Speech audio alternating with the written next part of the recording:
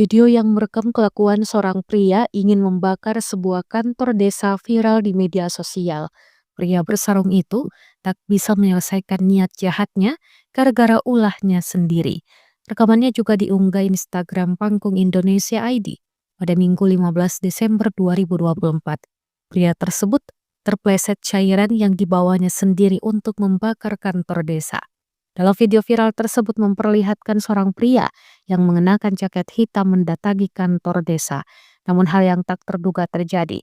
Pria tersebut terus berjalan masuk setelah menyiramkan cairan isi botol di tangannya itu.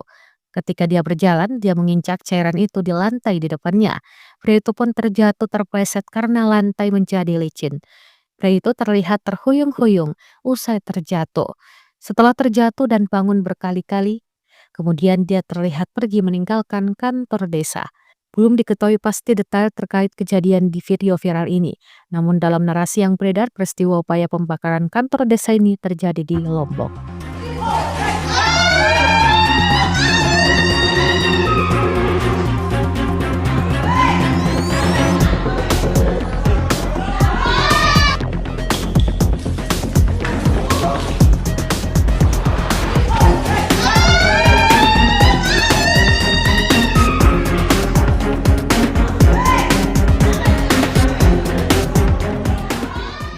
Download Tribun X sekarang, menghadirkan lokal menjadi Indonesia.